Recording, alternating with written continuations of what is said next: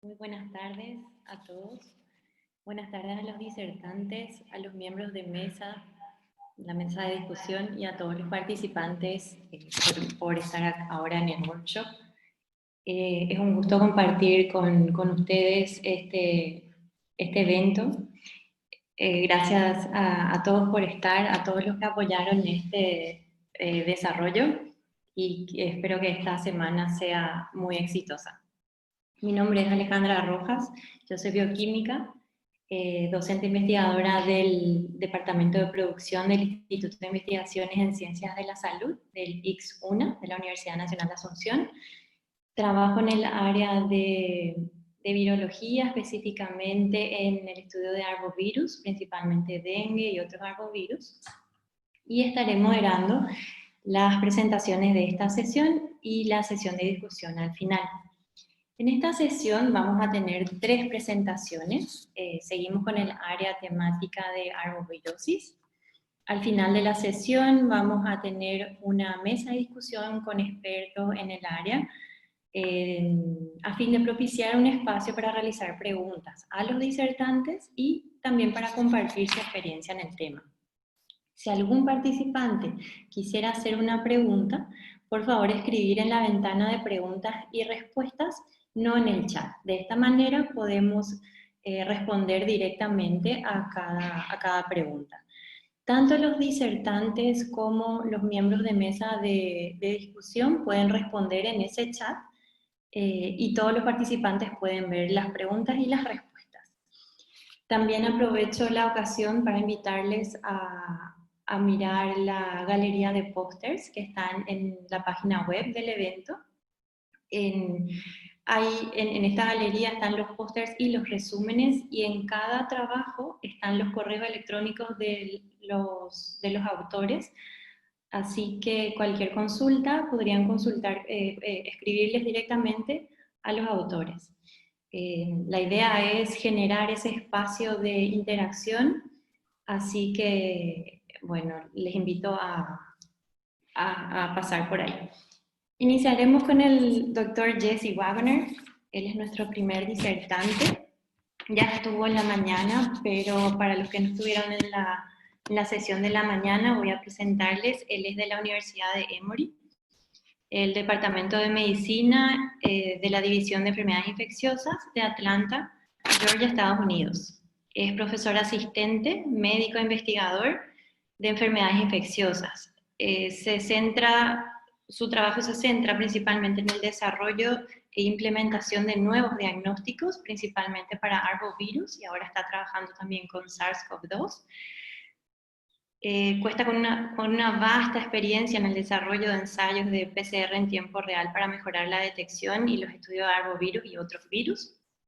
Es un placer y un honor mencionar que forma una parte importante del equipo de arbovirus del IX-UNA, que desde hace 4 años viene colaborando enormemente con la institución y con el grupo de investigación a través de la realización de proyectos en colaboración, y también apoyando a fomentar las capacidades locales, así como la formación de capital humano a través de desarrollo de tesis de grado y posgrado en Paraguay. Algunos de nuestros estudios abarcan caracterización de infecciones por arbovirus, el análisis de marcadores de dengue grave y el desarrollo de técnicas novedosas para identificación viral. El tema de la disertación de hoy es reinterpretar el dogma central del dengue, reinfecciones homotípicas, casos graves y anticuerpos preexistentes.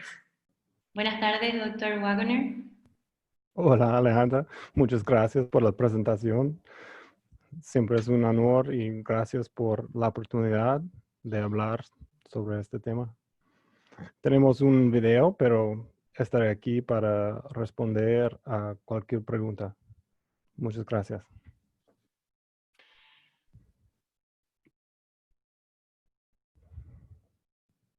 Hola otra vez.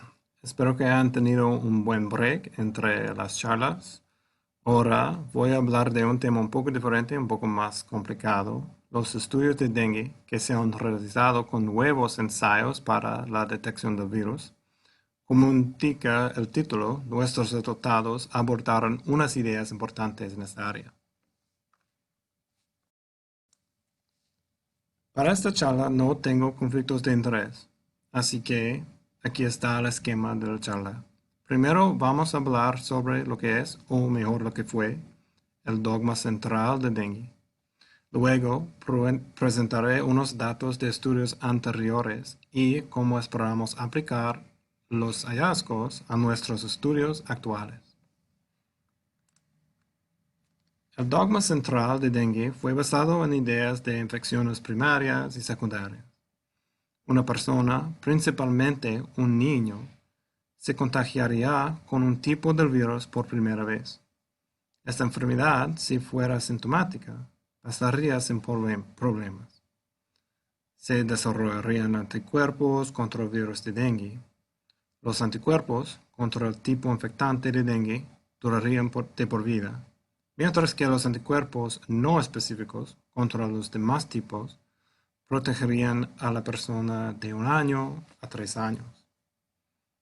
Como menguan los anticuerpos contra otros tipos del virus, aumenta el riesgo de contagiarse con un segundo tipo de dengue y también aumenta el riesgo de sufrir una enfermedad grave. Si esta infección pasara, el paciente desarrollaría niveles altos de anticuerpos, los que le protegería contra más infecciones o al menos otras infecciones graves. Por eso, las infecciones terciarias, si ocurrieran, casi nunca causarían síntomas. Quisiera comenzar con unas diapositivas sobre la detección del dengue. Aunque sea obvio, se debe detectar el virus antes de que se pueda estudiar. Empezamos con el diseño de un nuevo ensayo multiplex para la detección y cuantificación del virus de dengue mediante una reacción serotipo específica. Después, se cambió este ensayo para facilitar la detección de los 4 tipos de dengue en un solo canal. Comparamos estos nuevos ensayos realizados en tiempo real con el estándar de referencia que en ese entonces fue una Heminested RT-PCR, para la cual se necesitaban 2 reacciones diferentes y después se detectaban los productos en un gel. Bueno, fue la primera vez en que una PCR multiplex en tiempo real había demostrado ser más sensible que el estándar. Se observó que la sensibilidad se mantenía por más días de iniciados los síntomas. Con estos ensayos de dengue en mano, entre comillas, el siguiente paso fue implementarlos para mejorar la identificación de los casos de dengue y estudiar el virus. Para la evaluación inicial de estos ensayos, tuve la oportunidad de colaborar con Eva Jerez y su ejército en Berkeley y también Nicaragua. Implementamos estos ensayos en su estudio de cohorte de dengue pediátrico en Managua. Probamos casi 3,000 muestras de casos de enfermedades febriles en los que los médicos del estudio no sospechaban dengue. En el estudio fueron denominados casos C. Se observó que casi el 5% de los casos C dieron positivo para dengue. Aunque no suene mucho, representó la mitad de los casos agudos de dengue con viremia durante la primera visita. También se observó que la gran cantidad de ellos, en torno a 75% de casos de fiebre aguda, se atribuyeron a etiologías que no fueron dengue. El tipo de dengue en los casos C coincidió con el tipo de dengue prevalente en la ciudad durante cada año, pero la incidencia de los casos C positivos para dengue varió significativamente. La incidencia subió después de que un tipo de dengue había circulado por 3 años más o menos, y los picos llegaron 1 año antes de que el tipo prevalente cambiara. Entre los casos C con dengue, se notaron 29 pacientes con otras infecciones durante el estudio de cohorte. y 4 de ellos se habían contagiado con el mismo tipo de dengue. Así que ellos representan casos confirmados de reinfecciones homotípicas, las cuales, según el dogma de dengue, no podrían haber ocurrido. Todas de las infecciones de pacientes con reinfecciones homotípicas fueron sintomáticas y un paciente fue hospitalizado por dengue grave durante la segunda infección. Finalmente, estudiamos los anticuerpos de los casos positivos. Se utilizaron muestras convalecientes que se tomaron meses después de la infección. La persistencia de los anticuerpos dependió fuertemente de la carga viral durante la visita aguda. El 93% de los casos con una carga viral más o igual de 7 log copias por mililitro de suero tenía la respuesta esperada en sus anticuerpos, o sea, un aumento de 4 veces en el título de los anticuerpos entre muestras que se tomaron antes y después de la infección. Por el contrario, solo el 19% de los casos con cargas virales menos de 7 log tenía la misma respuesta. Notablemente, estos casos no se habían detectado en sistemas de vigilancia o en el flujo de trabajo del estudio.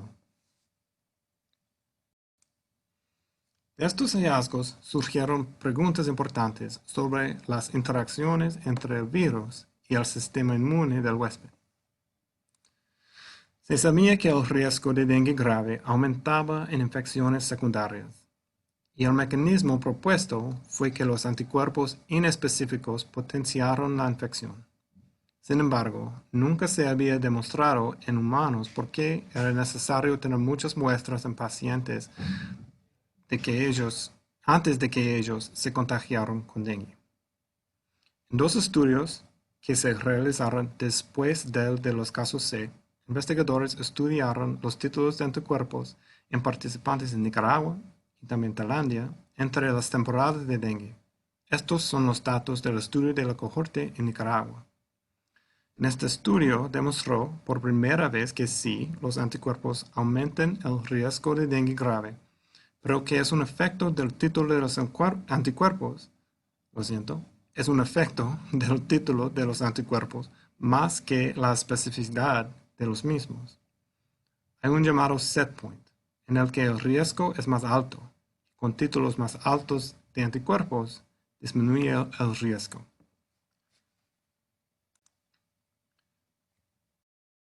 Para este estudio, aquí, no había datos de carga viral disponibles. Para confirmar la teoría del dengue potenciado por anticuerpos, hacía falta demostrar que el efecto de los anticuerpos fuera mediado por la carga viral. Por eso, cuantificamos la carga viral en muestras de 135 pacientes con dengue grave o no. Observamos que sí, la carga viral se asoció con la severidad. Por cada aumento en la carga viral de un log copias por mililitro de suero, el riesgo aumentó en un 50%. La carga viral también se asoció con el título de anticuerpos, aunque sí, pacientes con títulos de anticuerpos bajos tenían el riesgo más alto de dengue grave. Pueden ver que resultó de un efecto de protección de niveles altos de anticuerpos más que un aumento en riesgo en pacientes con ciertas cantidades de anticuerpos. En la parte final del estudio realizamos un análisis de mediación formal para evaluar si el efecto de los anticuerpos fuera mediado por la carga viral. Cuando se tenía en cuenta la carga viral, no había un efecto significativo de los anticuerpos para el riesgo de dengue grave. O mejor dicho, el efecto de los anticuerpos para el riesgo de dengue grave es mediado por o es afectado por la carga viral. Un punto final que me interesaba fue que, aunque el riesgo aumentara con la carga viral, había una diferencia relativamente pequeña entre la población con dengue grave y con dengue leve.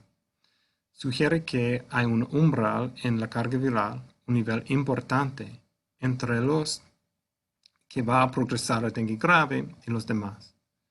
Se había visto en estudios con ratones y es aún más interesante teniendo en cuenta el umbral que se observó en el estudio de los casos C.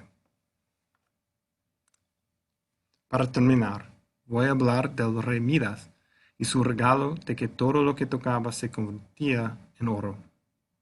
Ok, no, pero pronto tendrá sentido. Los datos sobre el nivel de anticuerpos que confiere un riesgo alto de dengue grave son buenos, pero también son difíciles de implementar en la clínica. Quisiéramos ver si los resultados pueden aplicarse a muestras agudas de pacientes con dengue. Por eso, estamos utilizando una plataforma para la detección multiplex de anticuerpos que se llama el P-GOLD de la empresa Normidas.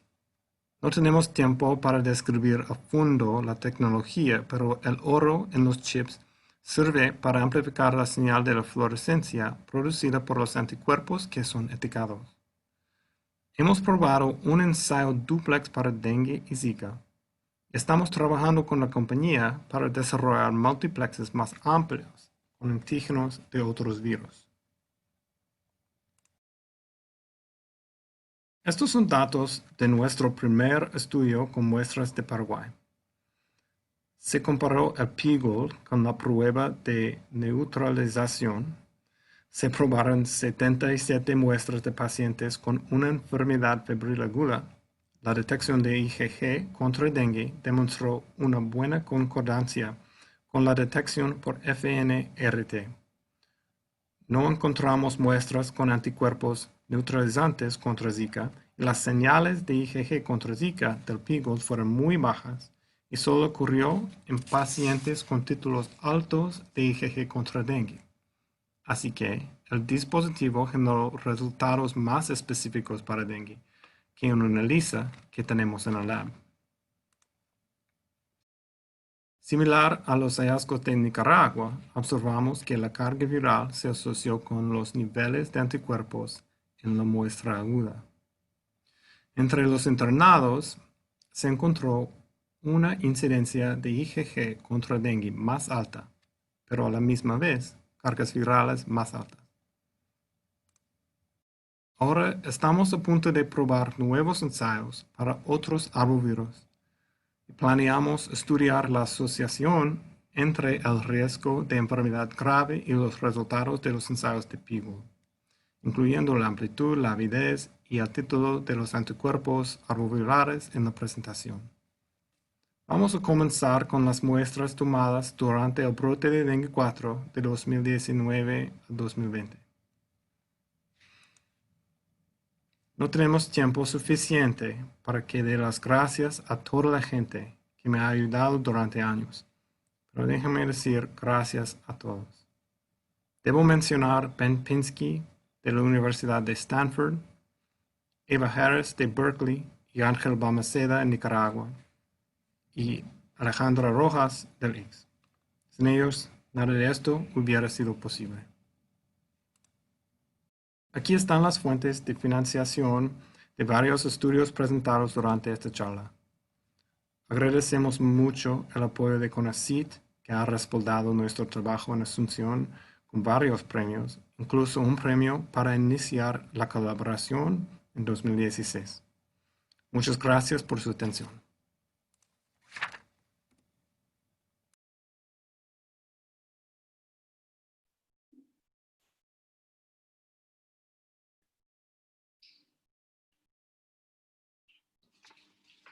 Muchas gracias, doctor Jesse, por la excelente exposición y por poner en duda el dogma central del dengue.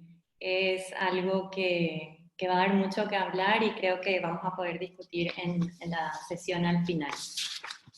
Vamos a pasar a la siguiente presentación. Es el doctor Mauricio Lacerda Nogueira, que ya estuvo a la mañana, le agradecemos por participar otra vez a la tarde. El doctor Mauricio cuenta con un título de medicina, con un máster en ciencias biológicas y un doctorado también en ciencias biológicas con énfasis en microbiología por la Universidad Federal de Minas Gerais, Brasil.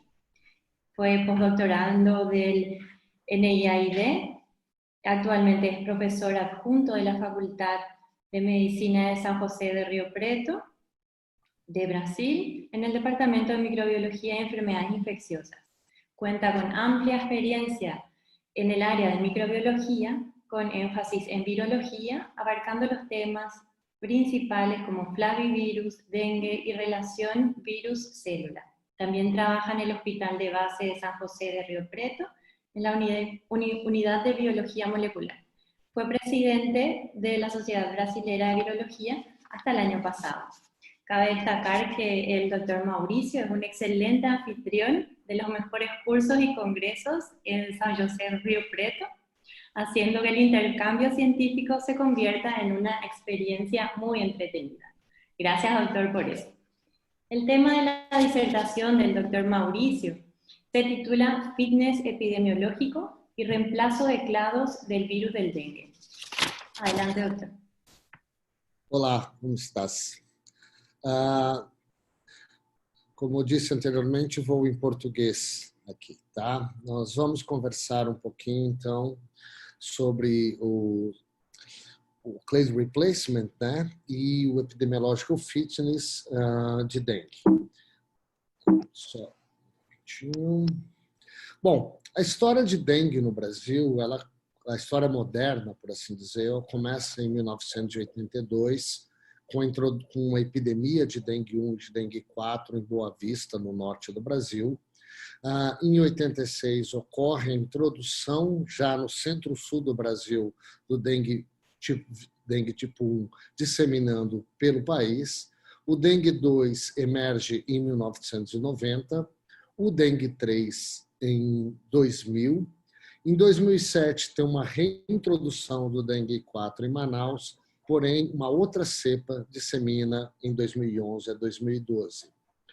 A história do Brasil com a dengue mostra que cada nova introdução de um novo sorotipo vem seguido por um aumento do número de casos e um aumento das hospitalizações, como ocorre aqui na década de 80, surtos de dengue 1, final da década de 90, surtos de dengue 3, e quando você tem novas introduções de dengue tipo 1, por exemplo, em 2010 você teve um surto muito maior, 2014 ainda maior ainda.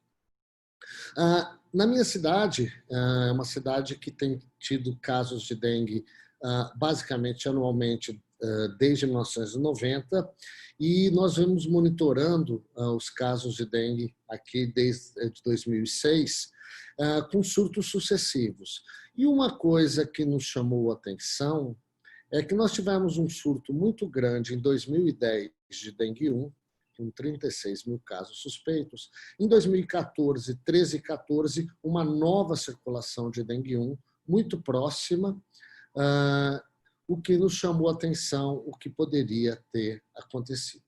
Antes de falar de dengue 1, eu quero dar um histórico do dengue 2 no Brasil para chegar à questão do clade replacement e a importância disso. O dengue tipo 2 foi introduzido no Brasil em 1990.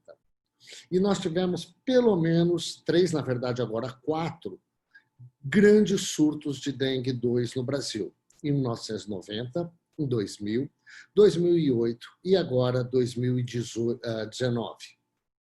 Todos eles com uma doença cada vez mais severa, com maior número de casos e mortalidade, principalmente o surto de 2008.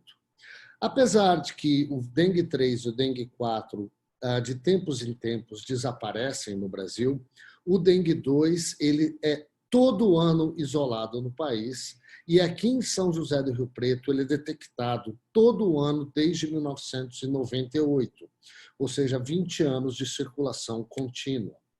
Alguns anos atrás, um estudo no nosso laboratório, em colaboração com a doutora Betânia Drummond e então meu aluno Adriano Mondini, nós fizemos uma análise de vários genomas de dengue 2 no Brasil, e nós percebemos que, na verdade, tinham acontecido 3 grandes introduções de dengue 2 no Brasil, o que a gente chamava de linhagens BR1, BR2 e BR3.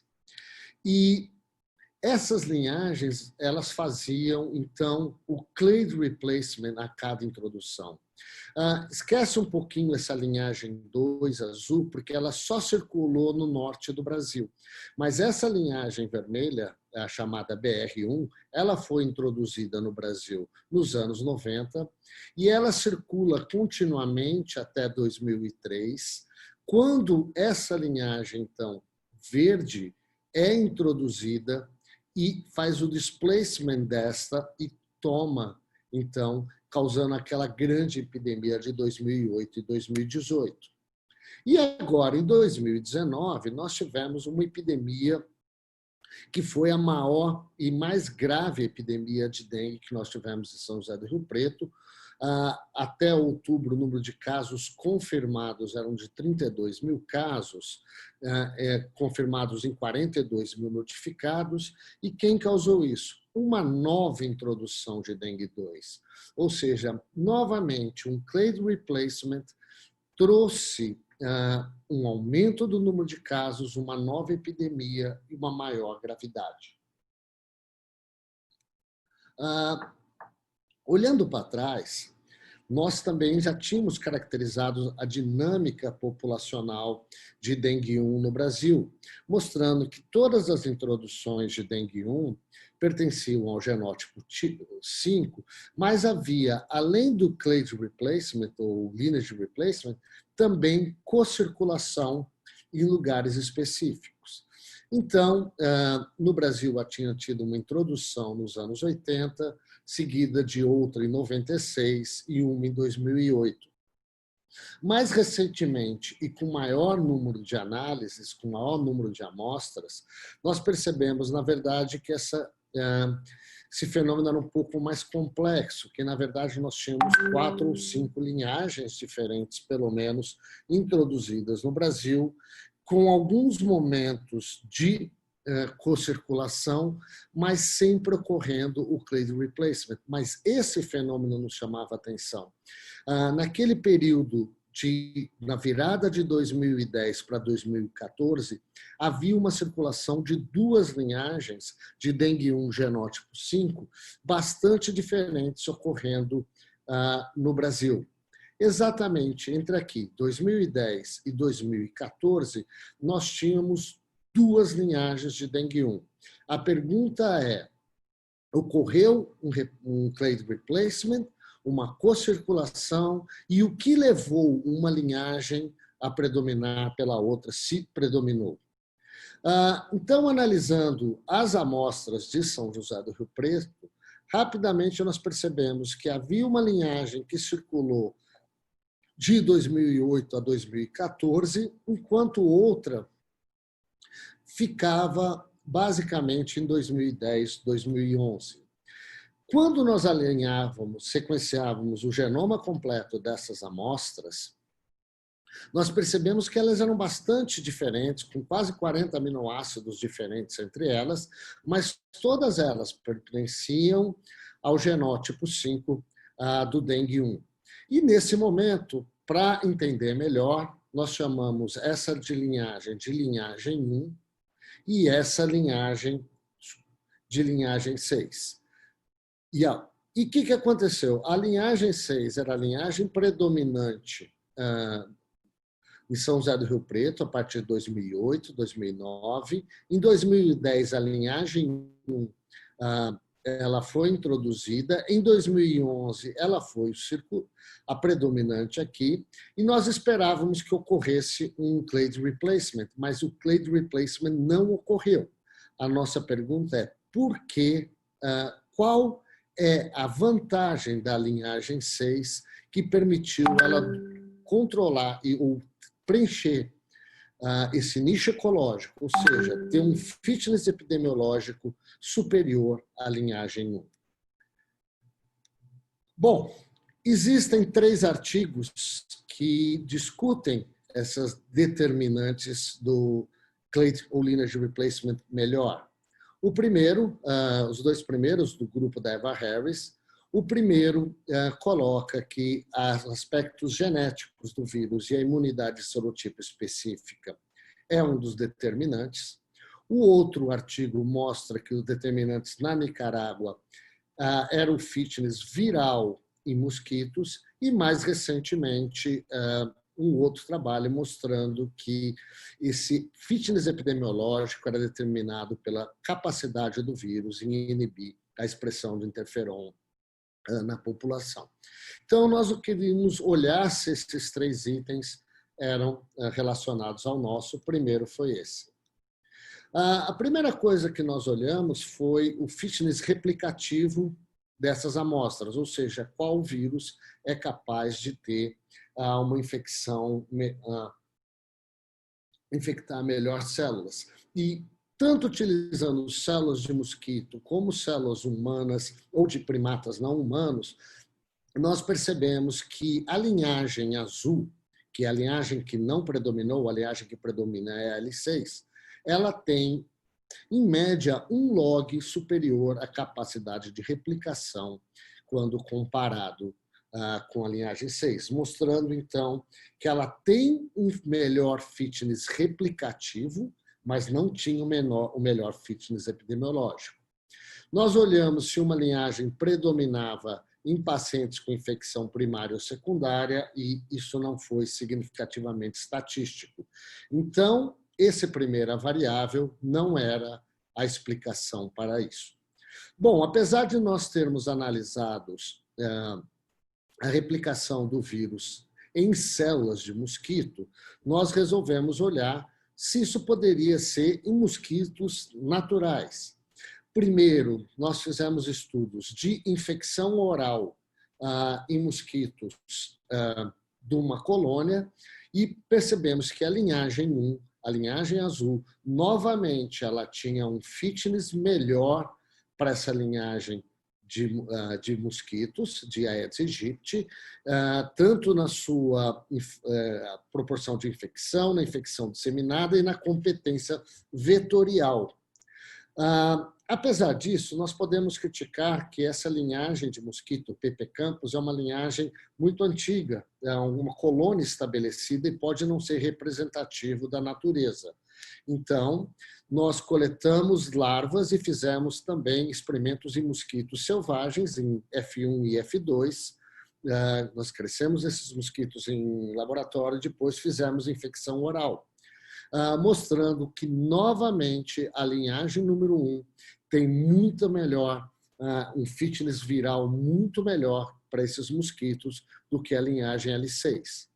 Ou seja, além disso, nós fizemos ensaios de competição, ou seja, co-infecção das duas, e a linhagem L1 novamente predominou. Ou seja, apesar de ter um melhor fitness replicativo, a linhagem 1 não tinha o melhor fitness epidemiológico. Então, essa questão também não era a explicação para esse melhor fitness epidemiológico. Então, nós resolvemos olhar a expressão gênica do interferon para ver se esse fenômeno descrito por esse grupo também ocorria na nossa região. Então, nós olhamos primeiro a superexpressão do RNA subgenômico que é capaz de inibir o interferon. De fato, a linhagem 6 expressa mais RNA subgenômico, mas apenas 10 vezes mais do que a linhagem 1, quando que, na verdade, no artigo do grupo publicado na Science, essa expressão é cerca de 100 vezes maior. E quando nós olhamos os níveis de interferon sérico de pacientes infectados pela linhagem 1 ou pela linhagem 6, não há diferença significativa. Ou seja, apesar desse aumento de RNA subgenômico, isso não é suficiente para diminuir o interferon tipo 1 sérico em pacientes infectados. Nós também olhamos a capacidade dessas linhagens em inibir a síntese de interferon, que é um fenômeno bastante conhecido pelo dengue 2. Não existe diferença significativa e elas também não têm habilidade para bloquear a sinalização de interferon que algumas linhagens de dengue 2 são capazes de fazer.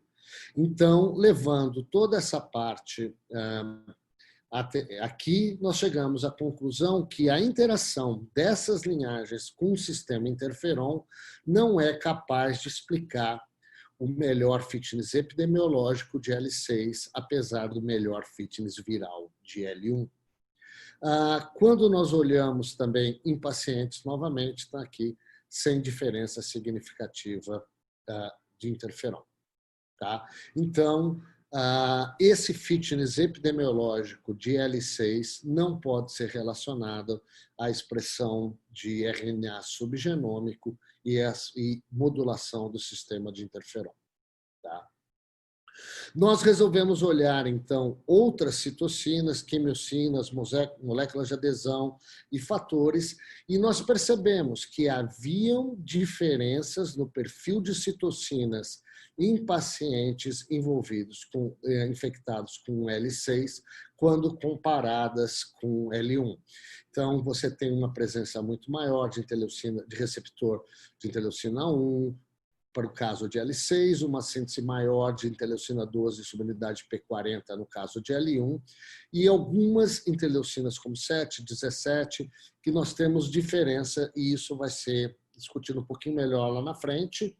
Mas o mais importante, a grande maioria das citocinas pró-inflamatórias, que são características da infecção por esses vírus, não são alteradas por nenhum dos dois. Aliás, são alteradas, mas não existe uma diferença entre L1 e L6.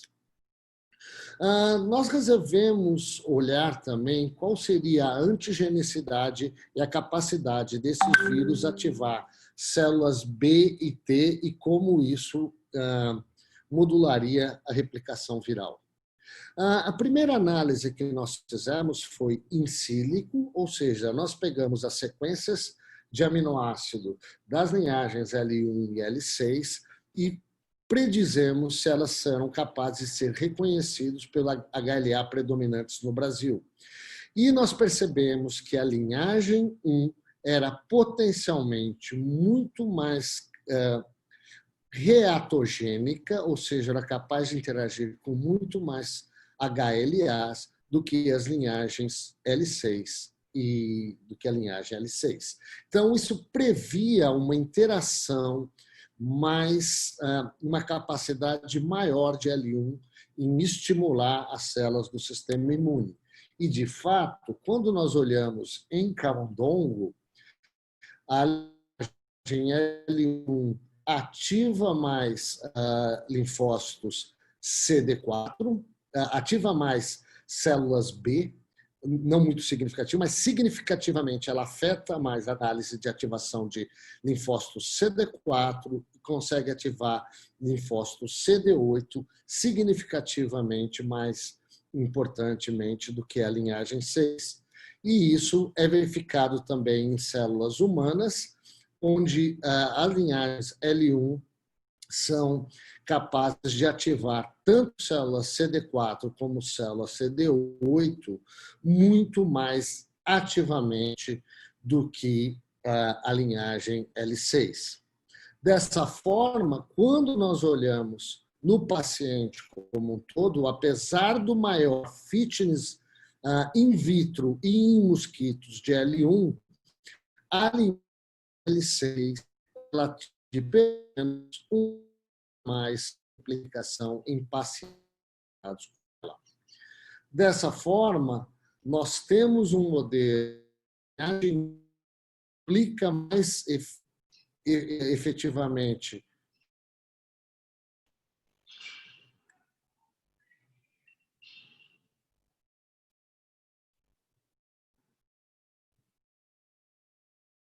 a linhagem 1 replica mais ativamente em células in vitro e em mosquito, porém, a L6 tem uma antigenicidade menor, uma estimulação menor de células B e T, ela tem uma menor expressão de citocinas pró-inflamatórias, o que acaba levando... Alô? Sí, perdimos la pantalla. Quando? Recién. Alô? Hace un momento. A sua tela. A minha célula desapareceu? Sí. Em que momento? Agora. Agora. Espera aí. Você está vendo a minha tela? Sí. Obrigada.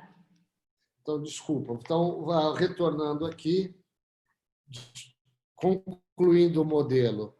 Nós temos um modelo onde a linhagem 1, ela replica muito melhor nos mosquitos, ela consegue uma replicação melhor tecidual no local da infecção, porém ela induz uma resposta adaptativa forte, estimula células B e T de memória, induz uma série de citocinas pró-inflamatórias que levam a uma diminuição da replicação sistêmica, uma menor viremia e um menor fitness epidemiológico. Por outro lado, a linhagem 6, apesar de se replicar pior em vetores e replicar menor em células humanas, ele tem uma resposta B e T do organismo fraca contra ela.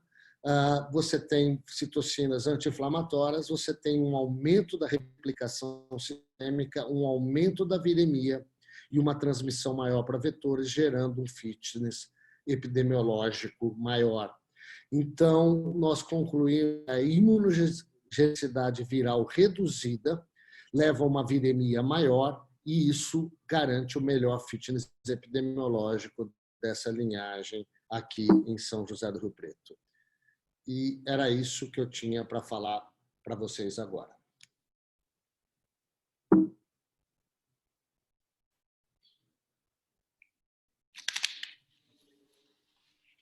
Muchas gracias, doctor Mauricio. Gracias por su presentación y le esperamos en la mesa de discusión en breve.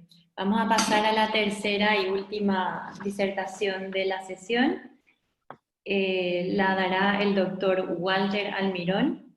Él es doctor en Ciencias Biológicas, investigador del Consejo Nacional de Investigaciones Científicas y Técnicas, Centro Científico Tecnológico CONICET de Córdoba. Trabaja en el Instituto de Investigaciones Biológicas y Tecnológicas, en el Centro de Investigaciones Entomológicas de Córdoba, de la Universidad de Córdoba, Argentina. Cuenta con vasta experiencia en estudios de caracterización de mosquitos, así como estudios acerca de virus transmitidos por estos vectores, como el virus de la encefalitis de San Luis y virus del complejo de la encefalitis equina venezolana, entre otros. El tema de la disertación es importancia de estudios de los mosquitos vectores. Saludamos al doctor Walter Almirón. ¿Qué tal, doctor? ¿Cómo está? Buenas tardes. Buenas tardes, Alejandra. En primer lugar, bueno, en su nombre, agradecer al comité organizador por esta posibilidad de compartir este workshop con ustedes y felicitarlos también realmente por esta hermosa iniciativa y que ya está dando frutos maravillosos, como usted decía anteriormente. Bueno, muchísimas gracias, buenas tardes para todos y bueno, espero después para la discusión, ya que ustedes tienen la grabación de la disertación.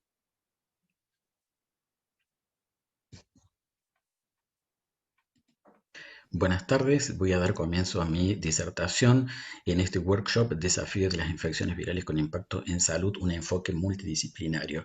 Mi disertación versará sobre la importancia de los estudios locales de mosquitos vectores. Sabemos perfectamente que los mosquitos hembras intervienen en la transmisión de parásitos, Plasmodium filariae, por ejemplo, virus, y dentro de los virus de interés regional remarco el dengue debido a la epidemia que hemos tenido en este año 2020, otros virus de interés sanitario, virus de la encefalitis de San Luis, West Nile, Zika, chikungunya, fiebre amarilla y las encefalitis equinas, de las cuales me voy a hacer en uno de los ejemplos para esta disertación. Primero comencemos con o repasando lo que es la transmisión del virus encefalitis de San Luis en los Estados Unidos. Intervienen, por supuesto, aves, en este caso remarco gorriones particularmente, pueden ser aves paseriformes, columbiformes, aves locales, aves migratorias que pueden estar infectadas con el virus. Estos mosquitos, los mosquitos comunes, particularmente del complejo Culex pipiens, ya sea Culex quinquefasciatus o Culex pipiens, el mosquito común de las habitaciones, otras especies como Culex tarsali, que no lo tenemos acá, Culex nigripalpus, no está en Argentina, pero sí está en la República del Paraguay. Estos mosquitos, cuando se alimentan sobre las aves virémicas, se van a infectar. El virus hace el periodo de incubación extrínseco en el mosquito y cuando llegan a las glándulas salivales puede transmitir ese virus entonces a otras aves susceptibles. En este ciclo entonces de transmisión remarco que son las aves las amplificadoras del virus. No obstante, estos mosquitos, si bien tienen preferencia por ave, también se pueden alimentar sobre otros hospedadores, por ejemplo, equinos, los cuales se pueden infectar, rara vez enferman o no enferman, y en el caso de los humanos nos infectamos y nos podemos enfermar particularmente, digamos, en las edades extremas, que son las más vulnerables, o sea, los niños y las personas mayores.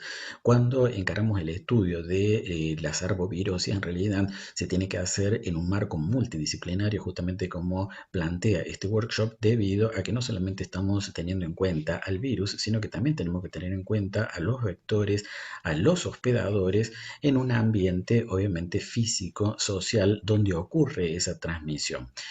Recordemos que el ciclo de vida de los mosquitos involucra dos hábitats: el hábitat terrestre, donde se encuentran los adultos, machos y hembras se alimentan de néctar, pero las hembras además de sangre para poder poner huevos. Y en el ámbito acuático tenemos que los huevos van a ser depositados dependiendo de las especies, por ejemplo en este caso en forma de una masa, una balsa le llamamos nosotros, en la superficie del agua. Completado el desarrollo embrionario se produce la emergencia de las larvas, estas se alimentan de microorganismos, de materia orgánica. Luego pasan a pupa, las pupas no se alimentan y simplemente la larva se transforma en el mosquito adulto que abandona el hábitat acuático entonces para pasar el hábitat terrestre y comenzar el ciclo. Veamos cómo es, o recordemos cómo es la transmisión del virus encefalitis equina del oeste en los Estados Unidos. Intervienen mosquitos como Culex tarsalis, me voy a referir mucho más a Culex tarsalis, pero también intervienen varias especies de Culiceta. El ciclo es básicamente similar al que acabamos de ver para el mosquito común. Estos mosquitos entonces se alimentan sobre aves silvestres y domésticas que pueden estar infectadas, entonces se hace el periodo de incubación extrínseco en el mosquito y una vez que el virus está en las glándulas salivales puede ser transmitido a otras aves silvestres y domésticas para continuar la amplificación o bien a hospedadores terminales como los equinos y humanos. En Argentina se han producido algunas episodias, de las cuales la más importante ha sido la de 1982-83. Investigadores del CDC de Fort Collins, Colorado, hicieron trabajos conjuntos con investigadores del Instituto de Virología, que depende de la Facultad de Ciencias Médicas de la Universidad Nacional de Córdoba. Buscaban, hipotetizaban que en realidad los vectores en Argentina también serían algunas especies de Culex, como ocurre en los Estados Unidos. Hicieron pruebas en laboratorio, hicieron capturas de mosquitos en campo, ver si estaban naturalmente infectados. Sí probaron en laboratorio mosquitos del complejo Culex pipiens para ver si eran competentes en cuanto a la transmisión. Los resultados no fueron muy alentadores. Sin embargo, en la episodio 82-83 se encontraron mosquitos Aedes albifasciatus muy abundantes, particularmente sobre los hospedadores equinos y vacunos, y además se los había encontrado naturalmente infectados con el virus encefalitis equina del oeste. Restaba hacer entonces estudios de laboratorio de competencia y efectivamente los estudios de laboratorio demostraron que eran vectores competentes para este virus. O sea, la transmisión en Argentina se produce de manera diferente con vectores diferentes a lo que ocurre en los Estados Unidos. En Argentina entonces es Aedes albifasciatus, se supone que para la región sería Aedes albifasciatus, en tanto que para los Estados Unidos es Culex. Recordemos cómo es la biología de los mosquitos Culex. Veamos qué pasa con Aedes albifasciatus. Es un mosquito que tiene amplia distribución en América Latina, es la especie más austral, se le encuentra incluso hasta en Tierra del Fuego, en nuestro país. Una vez que las hembras se han alimentado con sangre, van a colocar huevos y esos huevos van a ser colocados individualmente, pero no en el agua como ocurre en el caso de Culex, sino por ejemplo en las zonas barrosas, por ejemplo en los márgenes de esta zanja o por ejemplo en charcos en las zonas de cultivo o en los paseos públicos, en los parques. Una vez que el embrión se ha desarrollado van a permanecer viables aún cuando ese charco se seque y pueden permanecer viables por mucho tiempo, incluso años. Cuando se producen desbordes de canales de riego, llueven, etcétera, etcétera, los huevos quedan sumergidos, se estimula el embrión, entonces se produce la eclosión de esos huevos, de los cuales surgirán las larvas, estas se alimentarán, pasarán a pupa y así repetimos el ciclo. Es decir, que vemos que las características biológicas de los mosquitos Aedes y Culex son bastante diferentes. Dijimos que las hembras son las únicas que ingieren sangre y por lo tanto por esa característica pueden transmitir a los patógenos, virus y parásitos. Esta particularidad se debe a que cuando las hembras se están alimentando necesitan inyectar a medida que van perforando los tejidos, necesitan inyectar saliva y junto con la saliva entonces están inyectando a los patógenos. La saliva tiene bastantes características interesantes como ser anticoagulante, anestésica, histamínica. Y las hembras a lo largo de su vida se pueden alimentar varias veces y completar entonces varias tandas de huevos. Vamos a referirnos a dos mosquitos, particularmente estos mosquitos domiciliarios, Culex, el complejo Culex pipiens, con sus especies Culex quinquefasciatus, Culex pipiens, de acuerdo a la zona. En la República del Paraguay está presente Culex quinquefasciatus, en la Argentina, desde Buenos Aires hacia el sur, está presente Culex pipiens, y Aedes aegypti, que es el mosquito del dengue, que interviene en la transmisión del dengue, zika, chikungunya, fiebre amarilla. Y el mosquito común es el vector del virus de la encefalitis de San Luis. Es muy fácil reconocerlos, incluso sin saber demasiado de entomología. Si estamos en nuestra casa o en nuestros alrededores, es de día y nos están picando, es muy probable que sea Aedes aegypti. Si es de noche cuando estamos intentando dormir, lo más probable entonces es que sea el mosquito común el que está en nuestra habitación. Uno de nuestros estudiantes, Fabricio Tejerina, que vive en la provincia de Misiones, realizó un estudio, pero me voy a enfocar más que nada en la longevidad, los datos que encontró de longevidad en la provincia de Misiones, en el noreste de Argentina, que limita al este con Brasil y hacia el oeste que limita con la República del Paraguay. Estudió poblaciones de Puerto Libertad, de Posadas, de San Javier y de Bernardo de Irigoyen. Fíjense en la gráfica las diferencias que hay, o diferencias significativas en cuanto a la longevidad. Pensemos que una hembra que vive aproximadamente unos 10 días tiene muy pocas chances de picar sobre un hospedador que esté infectado. En este caso estamos hablando de Aedes aegypti. Para dengue tiene pocas chances entonces de picar a un hospedador que esté infectado con el virus dengue, hacer el periodo de incubación extrínseca que tarda dependiendo de las condiciones ambientales entre 7 y 10 días y picar entonces y poder transmitir el patógeno. Lo mismo en el caso de las poblaciones de Bernardo de Irigoyen, pero en el caso de Puerto Libertad, o sea, del lado limítrofe, podríamos decir, con la República del Paraguay, que viven 30 días ya tiene bastantes chances de infectarse y después de poder transmitir. Y si viven 60 días, muchísimas más son las probabilidades que tiene de infectarse, hacer el periodo de incubación extrínseco y de transmitir. Por eso la importancia entonces de los estudios locales, como es el título de esta presentación. Veamos qué pasa con la fluctuación estacional. En este caso de Aedes aegypti para la provincia de Córdoba, que es una zona templada que está en la parte central de Argentina. Acá tenemos la cantidad de huevos que se van depositando a lo largo del año. Este estudio se hizo con ovitrampas. Acá tenemos el registro de la temperatura y de las precipitaciones, obviamente que están más concentradas en la época de primavera-verano hasta comienzos del otoño. Por debajo de los 17 grados no encontramos actividad de los mosquitos hembras. El periodo octubre a junio encontramos actividad, recolectamos huevos en las ovitrampas, pero la mayor cantidad se registró entre diciembre y marzo aproximadamente. Como ven, en el invierno no hubo actividad. Esto es en una zona templada del país. ¿Qué pasa en Orán, en la provincia de Salta, en el noroeste argentino, que es una zona tropical?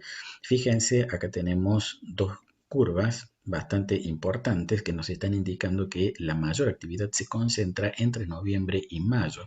Sin embargo, acá en este invierno la actividad fue nula prácticamente, pero en este periodo otoño-invierno hubo actividad muchísimo más baja que en la época favorable, pero de todos modos hubo actividad, es decir, continuó la reproducción de estos mosquitos durante la temporada invernal. Si vemos en esta otra gráfica que marca dinámica poblacional de los mosquitos, vemos que en la época de invierno tendríamos los huevos, podríamos decir que son el estado de resistencia, que van a permanecer latentes hasta que comienzan las precipitaciones, la temperatura sube, empieza la emergencia de los primeros adultos en octubre, pero en diciembre ya vamos a tener el máximo de crecimiento poblacional. Esto ocurrió exactamente igual en diciembre de los dos periodos de estudio y justamente en el mes de diciembre es cuando empiezan a registrarse los primeros casos autóctonos de dengue en el norte del país. Veamos qué pasa en este gráfico de la parte inferior en la provincia de Córdoba, una zona templada. El pico de abundancia lo registramos en el mes de febrero. Justamente en el mes de febrero es cuando tenemos o cuando se dan los primeros casos autóctonos de dengue en Córdoba. En enero normalmente llegan a registrarse los primeros casos importados, es decir, Córdoba es una provincia mediterránea central en Argentina que congrega a mucha gente que viene o ya sea de vacaciones porque se fueron a pasear a distintos países que pueden venir infectados, pero también tenemos que en este caso, por ejemplo, mucha gente, muchos estudiantes que vienen de la parte norte del país, justamente en el mes de enero para comenzar, para retomar sus estudios, porque en febrero tenemos los exámenes, puede que vengan infectados, las poblaciones locales de mosquitos se infectan y empiezan entonces a transmitir y en el mes de febrero ya tenemos los primeros casos autóctonos. Obviamente entonces en una zona templada, digamos desde agosto, septiembre, es decir, al finalizar el invierno, ya se tendría que estar implementando las medidas de saneamiento ambiental, a diferencia de lo que ocurre en una zona tropical, donde realmente el saneamiento ambiental tendría que hacerse durante todo el año para evitar que los niveles poblacionales de estos mosquitos adultos lleguen a niveles tan importantes que a medida que aumenta la cantidad, obviamente aumentan las posibilidades de transmisión y el riesgo de transmisión. Obviamente que a un nivel más local todavía, por ejemplo en la ciudad de Córdoba, hicimos algunos estudios genéticos, por ejemplo en el brote del 2009, que fue el primer brote que llegó hasta la parte central de la Argentina, desde Buenos Aires, Córdoba, Catamarca aproximadamente, cuando normalmente estaban restringidos en las provincias del norte del país. En el 2009, cuando fue este primer brote importante, estos 4 sectores de la ciudad de Córdoba, esto es la ciudad de Córdoba, estos sectores fueron los más afectados. La pregunta era por qué esos sectores eran los más afectados. Se hicieron muestreos en distintos sectores de la ciudad, entonces para ver si había diferencias genéticas y efectivamente el análisis de componentes principales, este análisis discriminante, distinguió 7 grupos, de los cuales 4 prácticamente no tenían mayores diferencias, pero 3 grupos, el 4, el 5 y el 2, sí tenían diferencias importantes con respecto al resto. De todos modos, en cada uno de estos grupos se pudo encontrar también individuos pertenecientes a los otros grupos, lo cual está hablando, por un lado, también de la importancia del transporte pasivo. Recordemos que estos mosquitos no se desplazan grandes distancias, pero a través del transporte pasivo se pueden transportar o trasladar a distancias importantes. Volvamos a la encefalitis de San Luis, es la primera gráfica que les había mostrado y remarco con respecto a las aves amplificadoras, a los gorriones, passer domésticos.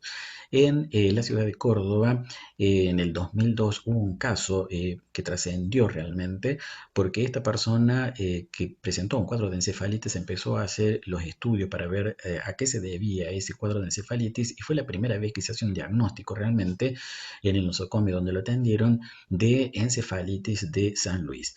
Entre el 2004 y 2005 se hicieron algunos muestreos en aves en la ciudad de Córdoba y fíjense que acá no aparece Passer domesticus, sino que aparecen muchas otras aves que sí estaban o naturalmente habían tenido infección ya que se habían encontrado anticuerpos, ya sea por la por la inhibición de la hemoaglutinación o por la neutralización, se habían encontrado anticuerpos, es decir, que los hospedadores difieren con respecto a lo que es el ciclo de transmisión en los Estados Unidos. De hecho, por ejemplo, en una recaptura que se hizo de Funario rufus, el hornero, en el mes de enero, por ejemplo, dio negativo tanto para la inhibición de la hemaglutinación como la neutralización. Sin embargo, en el mes de marzo, 3 meses después, hubo una seroconversión.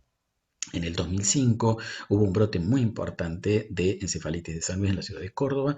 Colocamos trampas para la captura de mosquitos adultos en la casa de un paciente justamente con este cuadro de encefalitis y obviamente al hacer los pools, 2 de 4 pools que habíamos hecho del mosquito común de Culex quinquefasciatus resultaron positivos para flavivirus y para el virus encefalitis de San Luis y lo curioso es que también resultó naturalmente infectado Culex intarfor, una especie de la cual realmente no teníamos mayor registro ni mayor importancia.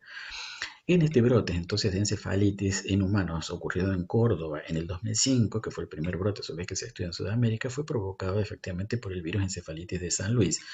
Culex quinquefasciatus fue el vector, sin embargo también encontramos naturalmente infectado a Culex intarfor. Obviamente había que hacer una demostración en el laboratorio de la competencia de estos mosquitos. Efectivamente se hizo ese estudio, fue parte de una tesis doctoral de Beranek, y mostró ser un eficiente vector en laboratorio. En el 2010 también hubo otro brote importante para encefalitis de San Luis que afectó también a la ciudad de Córdoba, donde encontramos a Culex saltanensis, otra especie de Culex naturalmente infectado. Obviamente había que hacer las pruebas de laboratorio para ver si realmente también podían actuar como vectores. Efectivamente, las pruebas de laboratorio, los estudios de competencia también dieron que eran mosquitos competentes para la transmisión del virus encefalitis de San Luis. Es decir, que al menos 3 especies de Culex mostraron ser vectores competentes en laboratorio para el virus encefalitis de San Luis. ¿Qué pasará en el resto del país? Por ejemplo, en la República del Paraguay, ¿es Culex quinquefasciatus el vector? ¿Está presente Culex saltanensis? Sí. ¿Está presente Culex intarfor, por ejemplo? No. Pero hay presente otra especie que está registrada como Culex videns. Culex intarfor constituyen un complejo que también hace un problemita taxonómico que hay que dilucidar para ver cuán diferentes son realmente esas especies o se trata de especies como Culex pipiens, que forman un complejo y que no son fácilmente distinguibles morfológicamente las hembras. En el caso de los machos sí se pueden distinguir. ¿Serán entonces los mismos los vectores en toda la región? ¿Serán los mismos vectores? ¿Serán los mismos hospedadores? Bueno, no lo sabemos. En realidad hay que hacer estudios entonces locales como para poder dilucidar todas estas cuestiones. Entonces, a través de estos ejemplos, en el caso de la encefalitis equina del oeste, en los Estados Unidos dijimos que la transmiten mosquitos Culex, como Culex tarsalis o Culiceta, por ejemplo, en tanto que en Argentina es una especie de Aedes albifasciatus. Las características biológicas son bastante diferentes entre sí. ¿Qué pasa con poblaciones de distintos sectores de una región, por ejemplo, de Aedes aegypti? ¿Se comportan exactamente igual? ¿La estructura genética es exactamente igual? No, sin dudas que no. Esa diferenciación en la estructura genética poblacional puede ser importante desde el punto de vista, por ejemplo, de otras características de la población, como puede ser la competencia vectorial o como puede ser, por ejemplo, la susceptibilidad a insecticidas. Bueno, son todas cuestiones que hay que dilucidar. Por eso, la importancia de los estudios locales. Y como vimos en el caso del virus encefalitis de San Luis, los vectores pueden ser muchos, los hospedadores también, puede haber diferencias de una región a otra, por lo tanto los estudios locales son muy, muy importantes. Bueno, muchísimas gracias por la atención y vamos entonces a las preguntas.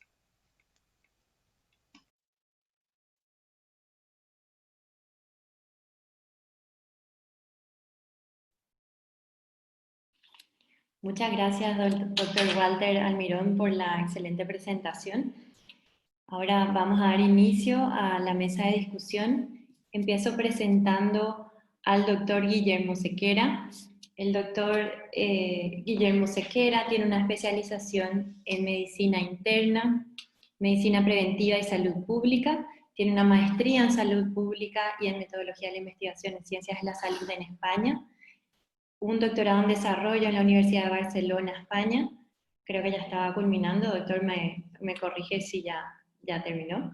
Él es actualmente el director de la Dirección General de Vigilancia de la Salud, dependiente del Ministerio de Salud Pública y Bienestar Social del Paraguay, y entre las principales tareas tiene como coordinar las estrategias de control y prevención de enfermedades a nivel nacional.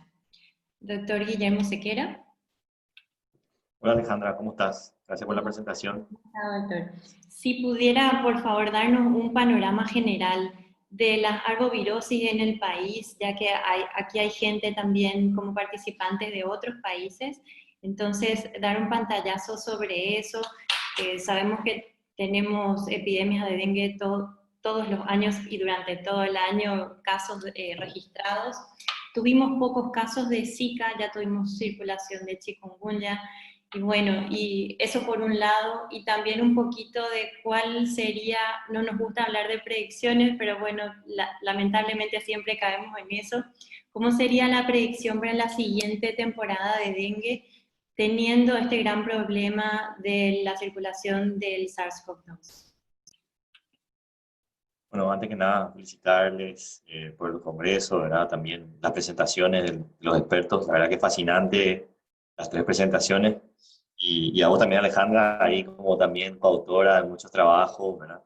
Eh, bueno, ¿qué te puedo decir desde de Paraguay con respecto al dengue? Bueno, nosotros acabamos de salir de una de las epidemias más grandes, por lo menos en los últimos 10 años, por lo menos dentro de lo que podemos registrar. Aquí hay un fenómeno muy interesante también que se ve en los últimos 20 años dentro de la salud pública nacional, y yo creo que también a nivel regional debe suceder lo mismo. Nuestra capacidad de poder generar registros, de poder estar poco a poco cada vez más informatizados, que recolectar toda la información de lo que ocurre en el país, hoy es mucho mejor de lo que era hace 10 años y obviamente muchísimo mejor de lo que era hace 15 o 20 años, ¿no? Pero sí, por lo menos desde hace 10 años, animo a decirle que esa capacidad mejoró muchísimo. Entonces tenemos no solamente registros de los grandes fenómenos de mortalidad, como veíamos antes, sino también vemos ya las dinámicas de los serotipos, cómo se van moviendo, cómo el dengue tiene como una dinámica de distribución que cada vez lo vamos interceptando más, ¿no? Y es muy interesante ver cómo nuestras ciudades fronterizas, principalmente con el Brasil, son como ciudades, son como áreas centinelas de lo que va a ocurrir en Paraguay en los siguientes años. Generalmente, si en el área de San Paulo, los estados aledaños como Mato Grosso o Paraná presentan un serotipo predominante, es ese mismo año Ciudad del Este, por ejemplo, o Pedro Juan Caballero, que son dos ciudades que están fronteras con el Brasil, en la zona de triple frontera, específicamente Ciudad del Este, ya nos da una señal de lo que va a ocurrir el año siguiente en el resto del país. Lo vimos nuevamente este año, una epidemia donde el serotipo 4 fue predominante, también el serotipo 2. El serotipo 2 está prácticamente circulando todos los años también, igual que como comentó Mauricio en su ciudad. El serotipo 2 está hace mucho tiempo, hizo su gran pico o epidemia en el año 2002, que fue la epidemia de mayor mortalidad en el Paraguay, a nuestro país. Tuvimos más de 200 fallecidos por dengue. Fue la mayor mortalidad en general en nuestro país. La mortalidad por dengue no supera las 30 a 20 personas por año en promedio, a excepción de ese año 2012, 2012-2013, verano 2012-2013, y este año, o sea, el año 2019-20, ¿no? Donde tuvimos casos de serotipo 2 con una mortalidad relativa alta, comparada con 95% de la epidemia, más de 200.000 casos registrados. Probablemente la epidemia fue mucho más grande que eso. Tenemos un 95% ¿cómo se digo? Mayoritariamente de serotipo 4. ¿Cómo se comportó esta epidemia? Murieron 70 personas, 70 y algo. Para la cantidad de casos es una tasa de mortalidad baja, letalidad baja, ¿verdad? Por un serotipo que es muy particular. Y bueno, fue la primera vez que el serotipo 4, por más de que estuvo circulando varios años, es la primera vez que predominó en una epidemia. ¿Qué ocurre cuando tenemos epidemias tan grandes como tuvimos? En los últimos 10 años se ve como un patrón, no solamente de ingreso del virus, de distribución por lo que nosotros llamamos el canal endémico de la Ruta 2, lo que es el eje de Ciudad del Este, con el Oviedo y Asunción, que es una ruta más comercial y la más poblada que tiene el Paraguay, que es entre Asunción y Ciudad del Este, que parte un poco de la región oriental en la mitad. Por ahí se mueve el virus, ¿verdad? Porque, como bien lo dijeron, ¿verdad? Los virus vienen, así como los mosquitos vienen con las personas, nosotros los transportamos, ¿no? Y este año, bueno, este año, lo que quería comentar un poco, esperamos este verano 2020, 2021, que no tenga el tamaño epidémico que tuvo el año anterior. ¿Verdad? Eso es lo más probable, si vamos a hablar de pronóstico. Es cierto que, como dijo Mauricio, también pues no solamente tenemos que fijarnos qué tipo de dengue estuvo circulando, si de 1, 2, 3 o 4, sino también tenemos que ver si no hay algún reemplazo de clado y tener otra expresión, ¿verdad? Del mismo serotipo. Sería interesante estudiar eso. Pero por lo que vemos es cuando ingresa un serotipo que hace rato no está circulando de manera masiva, se encuentra muchos susceptibles, hace una gran epidemia y al año siguiente hay como un descanso.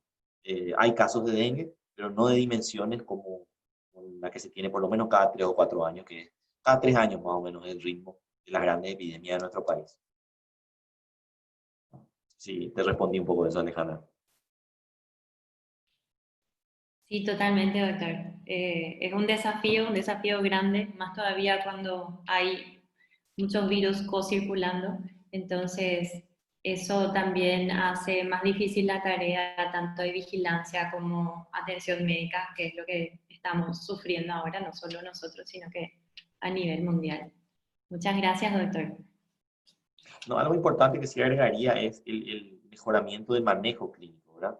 Yo creo que en Paraguay ya nos volvimos como, en Brasil seguramente también, como expertos en el manejo clínico de dengue. Siempre hay algo que mejorar, pero siempre hay un aprendizaje. Y sí, los serotipos también, algunos expresan, por ejemplo, más síntomas gastrointestinales, o sea, cada serotipo presenta más shock, como el tipo 2. Entonces siempre es un aprendizaje permanente con el dengue.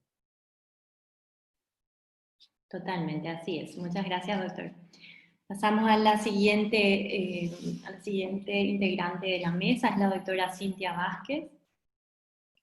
La doctora Cintia Vázquez es bioquímica especializada en salud pública, tiene una maestría en salud pública y un doctorado en desarrollo con la Fundación Osvaldo Cruz de Brasil en el área de medicina tropical, arbovirus principalmente.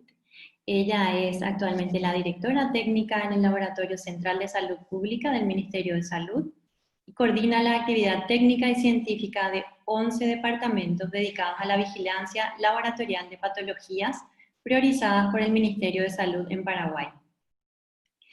Lidera líneas de investigación en arbovirus y virus respiratorios y actualmente coordina la respuesta técnica a la pandemia por COVID-19 desde el Laboratorio Nacional de Referencia, el Laboratorio Central. Buenas tardes, doctora Cintia. Si estás para conectarte. Y hola Ale, ¿cómo estás? Buenas tardes a todos. Realmente una linda tarde escuchando excelentes presentaciones y bueno, muchas gracias por invitarme a ser parte de esto. Doctora Cintia, quisiera pedirle, teniendo en cuenta la charla del doctor Mauricio, hablado de reemplazo de clavos, de ingresos sucesivos de diferentes serotipos, y podría darnos una idea de más o menos cómo se comporta acá en Paraguay. Ya tuvimos algunos estudios previos de reemplazos de clavos y creo que ahora el doctorado, que principalmente se trata de epidemiología molecular de arbovirus en el país, entonces sí podría darnos un poquito sobre eso, una breve reseña. Y por otro lado, el problema que tenemos a nivel de diagnóstico para dengue en infecciones secundarias, cada vez se va a complicar un poquitito más el tema de detección de anticuerpos, y ahora al parecer complica aún más la reacción cruzada. Antes ya teníamos reacción, o sea, se veía reacción cruzada con Zika y eso complicaba la detección de anticuerpos. Pero ahora hay algunos, si bien son pocos, estudios de reacciones cruzadas con SARS-CoV-2. Entonces, creo que va a dar para seguir estudiando eso, pero si nos podrías dar un pantallazo también en cuanto al diagnóstico del dengue, que a partir de ahora creemos que, bueno, sabemos que el país está formando más centros de detección por biología molecular, descentralizándose, gracias, digamos, a la pandemia. Tal vez eso ayude o no en para dengue, pero creemos, me imagino, de que no es sostenible en el tiempo por el costo todavía que implican las técnicas moleculares. Entonces, ¿cómo más o menos se estaría afrontando, digamos, el diagnóstico, o cómo se está manejando o se va a manejar en la siguiente epidemia de dengue? Ojalá que no ocurra, pero bueno, en la siguiente temporada. Bueno, Alejandra, voy a tratar de responder tus preguntas. Sí, nosotros en cuanto a dengue y otros arbovirus, como por ejemplo también chikungunya, tuvimos en general múltiples introducciones al país, ¿verdad? En el caso de dengue, generalmente las introducciones casi todas son desde Brasil. Entonces, probablemente también se da digamos, este fenómeno del reemplazo de clados. Lo que sí vemos es, más que eso, que no tenemos estudios muy profundos realizados, sí vemos también que dependiendo de las variantes, de los virus, de los linajes, al estar circulando un serotipo y al ingreso de otro, digamos que cuando se vuelve dominante el siguiente serotipo, normalmente sí son linajes diferentes a los previamente circulantes en el país, ¿verdad? Como por ejemplo el dengue 2 que actualmente, no actualmente, pero que en este año tuvimos nosotros en realidad en mucho menor proporción que lo que tuvimos dengue 4, porque este año fue un año explosivo de dengue 4, ¿sí? Y digamos, la anterior epidemia muy importante a dengue 2, que fue en el 2013, 2012, 2013, nosotros tuvimos, digamos, circulando dengue 2, el genotipo América-Asia, que realmente estuvo también ocasionando grandes epidemias en distintos países de las Américas y también con cuadros bastante severos y muertes. No sabemos si ahora, posterior a esta epidemia importante de dengue 4, vamos a quedarnos con el problema del dengue 2 que empezó todavía tímidamente a circular este año, ¿verdad? Pero sí, ese fenómeno creemos que también se da aquí, y como te dije, son múltiples introducciones provenientes de Brasil. En el caso de chikungunya, por ejemplo, también tuvimos los dos genotipos, el asiático y el hexa circulando, se detectó que co-circularon en el país, ¿verdad? El hexa había sido introducido desde Brasil y el asiático desde Puerto Rico. Entonces, esas situaciones se dan también en nuestro país y definitivamente definen el curso probablemente de la transmisión viral. Con respecto al diagnóstico que me estuviste preguntando, sí, realmente es un desafío el tema del diagnóstico. Sobre todo cada vez se van volviendo menos útiles para diagnóstico las pruebas serológicas por los cruces que mencionaste, ¿verdad? Entonces vamos tendiendo mucho a las pruebas moleculares y bueno, en algunos casos tienen cierta utilidad la detección de antígenos por ELISA o por pruebas inmunocromatográficas, con todas las limitaciones que sabemos que tienen. Con respecto a lo que preguntaste de nuestra experiencia con los cruces de dengue, por ejemplo, con SARS-CoV-2 ahora, bueno, quiero decirte que nosotros lo que estamos haciendo es evaluar varios kits comerciales inmunocromatográficos de detección de anticuerpos. También estamos en proceso de evaluar ELISAs y también hemos evaluado uno de quimioluminiscencia para detección en algunos casos de IgM, IgG, en algunos casos anticuerpos totales. Y bueno, lo que hemos visto es que sí tuvimos, pero muy poco. Hemos hecho un panel de 200 muestras, ¿verdad? La mayor parte de ellas positivas, no positivas, sino provenientes de pacientes con PCR positiva para SARS-CoV-2, ¿verdad? O sea, pacientes que previamente han tenido una PCR positiva en muestras respiratorias y que luego obtuvimos suero. Y sí, hemos tenido unas muy pocas muestras que cruzaron con dengue y con Zika también. O sea, con paneles de sueros nuestros que habían sido positivos, IgM positiva para dengue y positiva para Zika, pero que realmente en el número no es muy significativo. Son una o dos muestras en las cuales obtuvimos eso. No hemos testado lo contrario aún, Alejandra. Por ejemplo, si las muestras de pacientes con anticuerpos contra SARS-CoV-2 dan positivo en las pruebas de dengue, ¿verdad? O sea, no hemos hecho aún ese panel como para probar con las pruebas que detectan anticuerpos para dengue. Pero eso es lo que tenemos hasta ahora.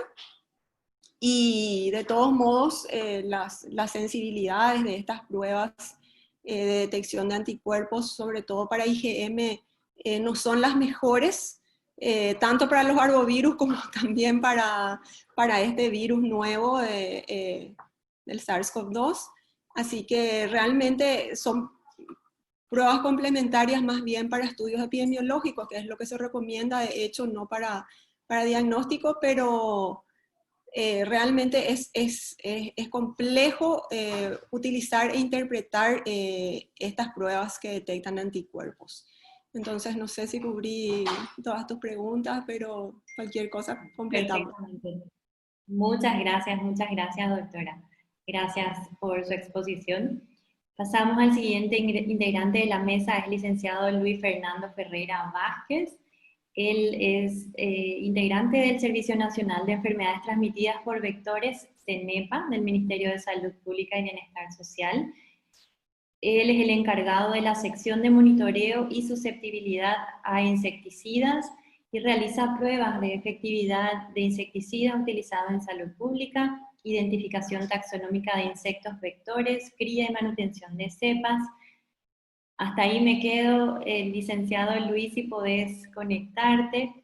Queremos saber un poquitito de los trabajos que se hacen en CENEPA en cuanto a vectores, teniendo en cuenta un poco, esto va a ser como una introducción a la siguiente sesión que se va a hablar también de resistencia, de susceptibilidad de insecticidas.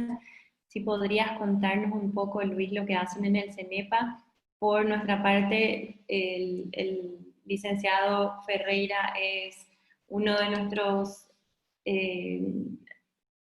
colaboradores muy importantes en cuanto a entomología, porque nos acompaña a la parte de diferenciación taxonómica, bueno, toda la parte de colectas de mosquitos en los estudios que llevamos a cabo en el ICS, así que es siempre un apoyo fundamental.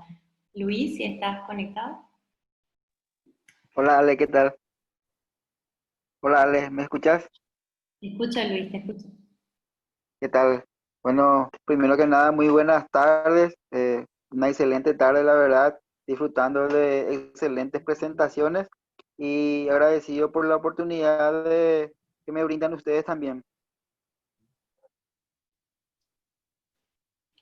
Bueno, Luis, si nos puedes contar un poquito brevemente los estudios que hacen en mosquitos en el CENEPA y la vigilancia más enfocada, entendemos, a la susceptibilidad a insecticidas, ¿verdad? Sí, bueno, la verdad que nosotros hacemos una vigilancia en larvas utilizando un método que se llama LIRA, que es el levantamiento de índice rápido que estamos haciendo la vigilancia para Aedes, ¿verdad? Con esa metodología. Consiste en ir, los funcionarios del CENEPA van a las casas, se hacen los sorteos de manzanas en los barrios, se van, registran las casas y se levantan las larvas que luego son llevadas al laboratorio de entomología para ver si son larvas de Aedes aegypti efectivamente. Y de ahí se hace un índice, en realidad se hacen 3 índices, que son índices de vivienda, índices de brotado y los índices de recipiente. Esa es la vigilancia que tenemos constantemente en el CENEPA. Además, Ale, por el tema ya conocido, por el COVID, este año también empezamos a utilizar las ovitrampas como también una forma de vigilancia. Y así como estaba, como el doctor Almirón habló en su presentación, también como nosotros hacíamos o sea que nosotros no hacemos una vigilancia con ovitrampas, sino nosotros utilizamos la ovitrampa para colectar huevos que nosotros necesitamos para diferentes estudios de susceptibilidad a los insecticidas utilizados en salud pública. Pero con los trabajos de ovitrampas que hacemos también nosotros nos damos cuenta que hay un pequeño descenso en cuanto a la densidad de huevos, por ejemplo, en época de invierno, a pesar de que nosotros acá en el país no tenemos así un invierno marcado, pero también se ve un pequeño descenso en la densidad de huevos en ese periodo, porque allá por diciembre, enero, febrero, la densidad de huevos aumenta muchísimo.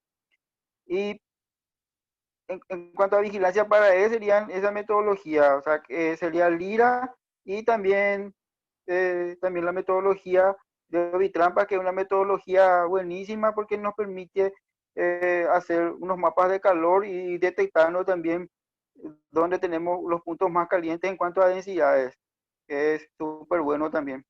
Y además, como vos estabas diciendo, este año se está implementando un plan nacional para ir determinando la susceptibilidad que tenemos de las diferentes cepas. Antes nosotros teníamos estudios hechos solamente de Asunción y Central, y este año se comenzó a hacer en distintos puntos del país. Estamos comenzando a tener resultados para distintas cepas del país, y la meta es llegar a ser casi todos los departamentos. Primeramente comenzamos con las capitales departamentales, ya estamos teniendo algunos resultados y la idea es seguir con ese trabajo. Además, te cuento que tenemos un laboratorio de biología molecular que todavía no está funcionando del todo allá en el CENEPA, pero una vez que comience a funcionar ese laboratorio de biología molecular, va a ser un laboratorio así súper bueno que nos va a permitir muchísimas cosas. Por ejemplo, ese laboratorio, como un ejemplo, ¿verdad? Nos permitiría, con los trabajos que nosotros hacemos allá, nos permitiría ir detrás de posibles brotes o posibles epidemias y no estar corriendo detrás del virus, por ejemplo. Entonces, estamos esperando que ese laboratorio funcione y le demos toda la utilidad que corresponde. Sí, me parece perfecto, Luis. Vamos a seguir trabajando juntos y sí, es un hecho que cuando hacemos colaboraciones, al final todos ganamos. Y como es el objetivo de este workshop, es del trabajo multidisciplinario, así que tenemos mucho trabajo todavía. Vamos a pasar a... Gracias Luis. Quédate por favor si quieres hacer alguna pregunta o responder alguna en el chat. Una pregunta para el doctor Jesse. En cuanto a los 4 pacientes que tuvieron reinfecciones homotípicas, ¿cómo fue el cuadro de síntomas? ¿Fueron internados? ¿Tuvieron alguna diferencia en la presentación clínica? Y si estos siguen en la cohorte que tienen en Nicaragua, si siguen bajo estudio. Jessy, ¿estás? Sí, gracias. Sí, estoy aquí. Ok, para la segunda pregunta, desafortunadamente no tengo acceso a la base de datos por todos los casos de la cohorte. Pero creo que sí, ellos siguieron en la cohorte por mucho tiempo, pero solo tengo los datos sobre las 4 infecciones y había 4 infecciones de casos C y 4 infecciones de casos A o B en el estudio. Y para 2 pacientes, el caso C fue el primero y para los demás, 2 pacientes, el caso A o B fue el primero caso de dengue. Y para los casos C, los síntomas fueron diferentes que los síntomas para los casos A o B, principalmente síntomas de infecciones respiratorias, así que un poco diferente que los de los casos A o B. Sí fue un caso internado en este estudio, un caso con una infección B que lo siento, que desarrolló dengue grave, pero sin shock. Pero por eso fue internado, pero solo uno.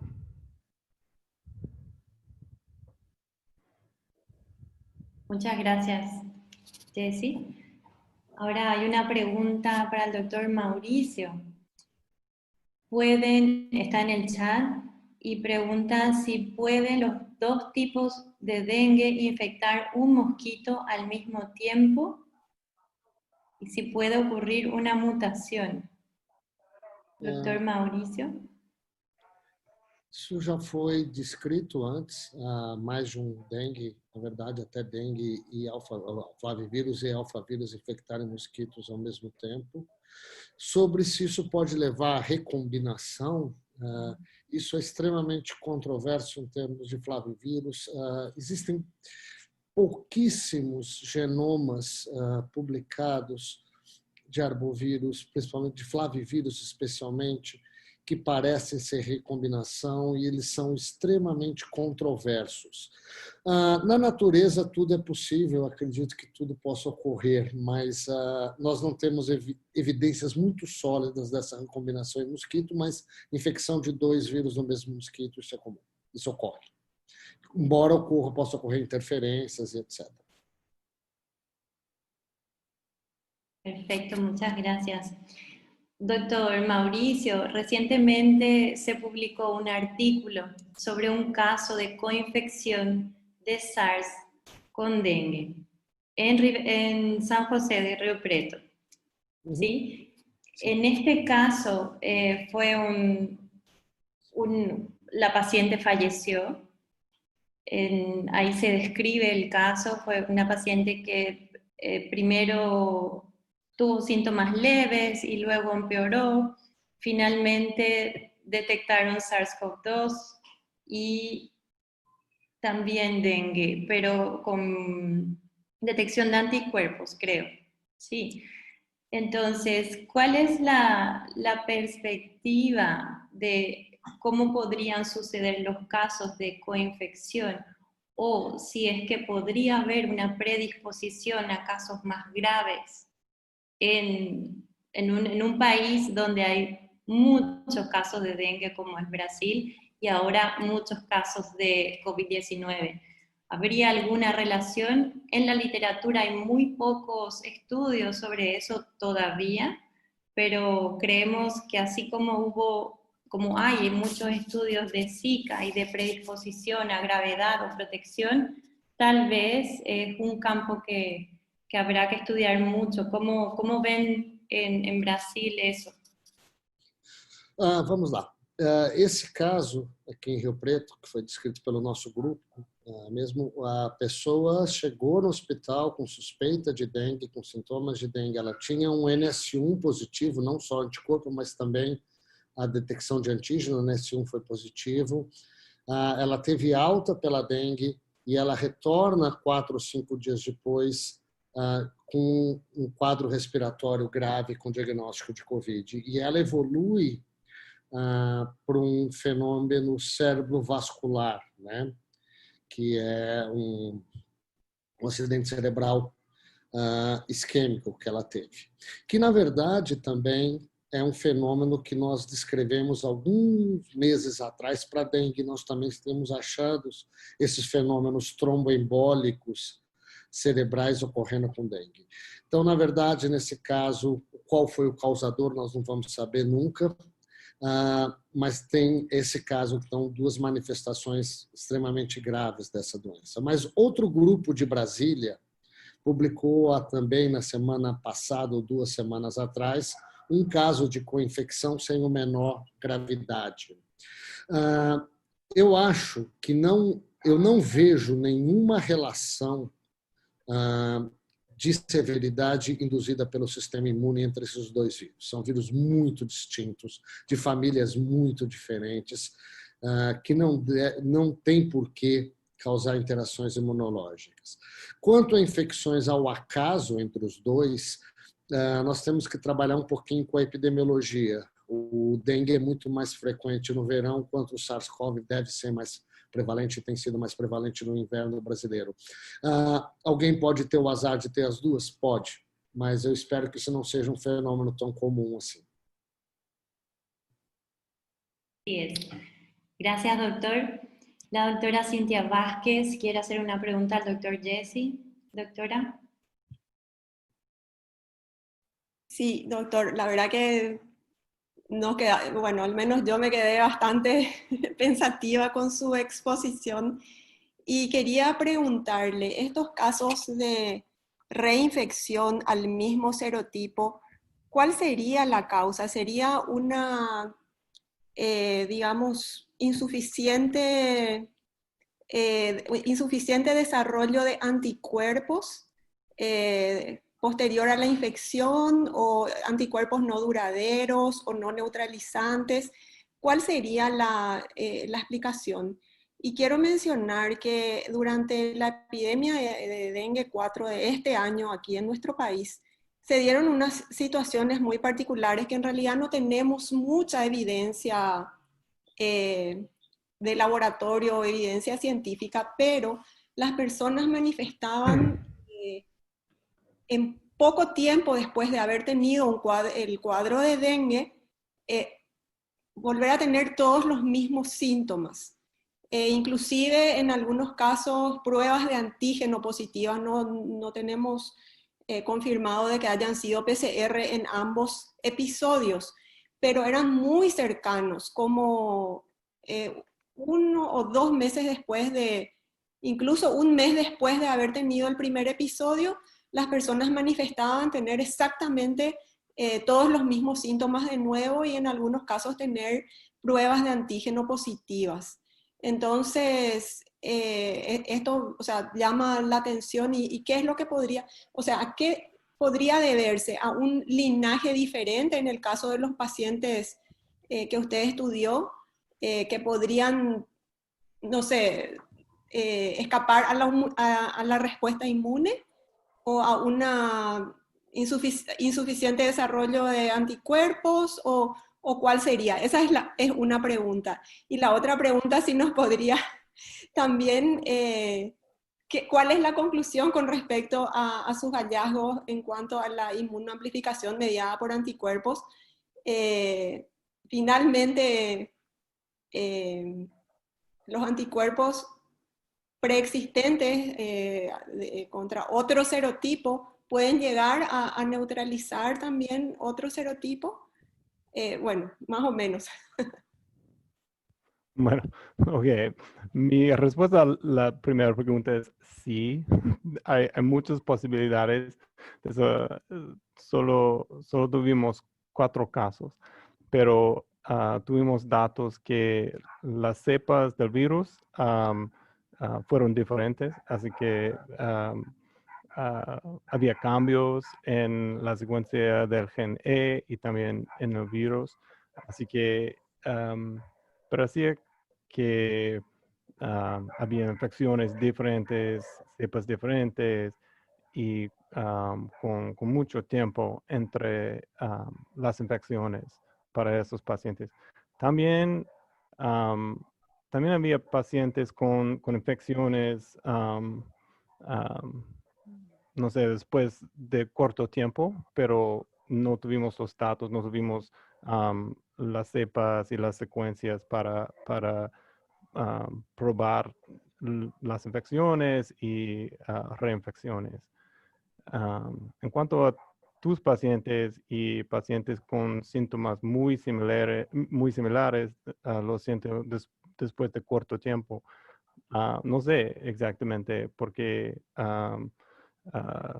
vimos pacientes con Zika, por ejemplo, con síntomas muy similares, sin, no sé, con la misma infección en los Estados Unidos. Y hemos publicado unos casos por acá en los viajeros que hemos visto en la clínica. Así que en mi mente es posible para los pacientes desarrollar síntomas otra vez, pero también puede ser una reinfección también. Es posible que las infecciones resulten del nivel de anticuerpos. En mi mente es la razón, sí, la razón para las infecciones, pero no sé exactamente por qué no habíamos tenido casos suficientes para, no sé, resolver esta pregunta. Pero también coincide con los datos de Perú. En Perú,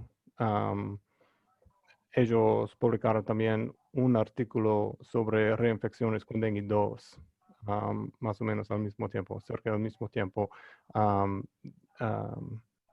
que el artículo de nosotros, pero sin los virus para ambas infecciones, lo siento. Solo con datos serológicos y epidemiológicos para esos pacientes. Pero ideas muy similares.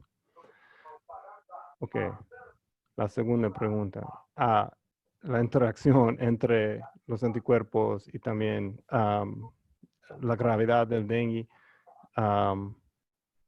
Sí, creo que en mi mente ahora los datos demuestran que lo que es más importante es el nivel de los anticuerpos en total. Los estudios de Nicaragua y también Tailandia usaban el nivel de anticuerpos en total contra los 4 serotipos. Así que es posible potenciar una infección, principalmente en vitro, pero creo que la idea es la misma, pero es posible potenciar la infección casi con cada o cualquier, lo siento, anticuerpo o mezcla de anticuerpos, solo por, como se dice, dilución al anticuerpo en los medios. Y por eso creo que es el nivel, hay un set point para los anticuerpos, que es lo más importante. ¿Puedo preguntar algo más? ¿Hicieron algún estudio relacionado con Zika y dengue de inmunoamplificación? Porque hay algo en Brasil, pero no hay contradicciones. Algunos hablan de protección, otros hablan de inmunoamplificación mediada por anticuerpos.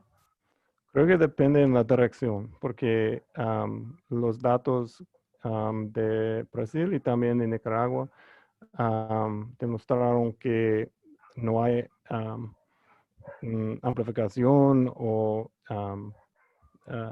más, no sé, lo siento, gravedad en la infección, las infecciones con Zika después de dengue. Y es posible que haya protección por los anticuerpos contra dengue. Pero ahora, recientemente, Lea Katzelnick y el grupo de Eva Harris ha publicado un artículo sobre dengue después de Zika. Y ahora parece que sí, hay un efecto. Es posible que los anticuerpos o la infección con Zika pueden potenciar la gravedad de dengue después de Zika. No sé, es posible un efecto de tiempo y también los niveles de los anticuerpos también, pero es un efecto diferente del efecto de dengue y similar a una infección de dengue o con dengue, lo siento. Muchas gracias. Gracias. Gracias, doctora, por tu pregunta. Gracias, Jessie, por la respuesta. Una última pregunta al doctor Walter. Acá podemos seguir con las preguntas, pero lamentablemente tenemos que hacerla corta. Doctor Walter, quería consultarte acerca de los estudios que hacen con captura de mosquitos. Habías mostrado las trampas CDC, solo trabajan con la CDC, también usan las VG Sentinel, o de acuerdo al estudio que estén haciendo van cambiando, sí, cuál es la preferencia o las decisiones que toman en cuanto a eso. Y otra pregunta más operativa también es sobre la cantidad de individuos, cantidad de mosquitos por pools. Habías mostrado una tabla que figuraba algo de 100, 115, quería consultarle si era cantidad de mosquitos por pool. Eso. Sí, Alejandra, perfecto. Sí, el tipo de trampas que utilizamos, la metodología depende de acuerdo a la pregunta. En el caso de los estudios de búsquedas de arbovirus en mosquitos, sí, efectivamente usamos más que nada las trampas CDC. Por ejemplo, con respecto a lo que decía Luis, en el caso de Aedes aegypti, recién ustedes usan Lira, nosotros usábamos la ovitrampa, pero el tipo de estudio que estábamos haciendo era diferente. Por ejemplo, para los monitoreos que hacía, yo ayudé mucho tiempo al Ministerio de Salud de la provincia de Córdoba para los monitoreos de Aedes aegypti, y en realidad no aplicábamos el Lira, sino que o sea, de acuerdo a las características del Lira, necesitábamos una gran cantidad de personal, una infraestructura muy grande, no teníamos presupuesto, entonces no usábamos el Lira, sino que hacíamos un diseño de muestreo, simplemente en la ciudad de Córdoba, por ejemplo. Entonces, para los estudios de dinámica poblacional de Aedes aegypti sí usábamos las ovitrampas, por ejemplo. Y con respecto a la pregunta de los pools, sí, el número de individuos se puede variar. Por ejemplo, si tenés un macho, que también lo utilizamos para hacer estudios, porque también la transmisión vertical también es importante para tener en cuenta. Si tenés un solo macho, bueno, ese pool será con un solo individuo. En esa diapositiva que mostré, justo tuvimos la suerte porque Adrián Díaz, que también va a participar en estas presentaciones, justo estábamos trabajando con él y veníamos teniendo mala suerte, no podíamos encontrar mosquitos y justo fuimos a esa vivienda y con 400 individuos de pronto encontramos varios pools positivos. Y el número por lo general va de 1 a 50, pero bueno, también depende de las condiciones, las características y si tenés los insumos, bueno, en algunos casos pueden ser hasta 50 lo ideal y si no pueden ser también algunos más. Perfecto, muchas gracias. Con respecto a lo que había comentado de la importancia justamente de los estudios locales, quería comentarles también a los integrantes, hay un póster del grupo de estudio de arbovirus que está en el workshop, está en la página web. En ese estudio que justamente se trabajó con el doctor Adrián Díaz, la doctora Marta Contigiani, Lorena Stinsanti, trabajamos muy de cerca con ellos, liderado por la bioquímica Fátima Cardoso. En ese estudio se habían colectado tanto aves para buscar anticuerpos por neutralización y también mosquitos. Entonces se hizo un estudio de vectores y también reservorios y con respecto a lo que había dicho de reservorios en aves, se habían detectado anticuerpos neutralizantes contra el virus de la encefalitis de San Luis en una ave, y contra el West Nile, en un caso, cada uno, y también contra el virus Ileus. Entonces, ciertamente fueron, bueno, casos muy aislados, o sea, pocos casos de 222 aves. En ese estudio se habían colectado 39 especies en diferentes sitios, pero sí la importancia de buscar los reservorios, buscar cuáles podrían ser hospedadores locales, o sea, los huéspedes terminales, tanto los reservorios como amplificadores, y así también los estudios en mosquitos. En mosquitos no tuvimos la misma suerte de encontrar arbovirus todavía. Todavía, pero sí, los estudios siguen y bueno, es eso, de seguir buscando cómo son los estudios locales, o sea, la importancia de ellos. Así que le agradecemos mucho su presentación y seguramente vamos a estar en contacto para siguientes proyectos. Muchas gracias. Cómo no, gracias a ustedes. Bueno, por último les pediría a los disertantes y a los miembros de mesa si pueden encender sus cámaras para una foto final. El equipo técnico si puede hacer la foto y nos avisan.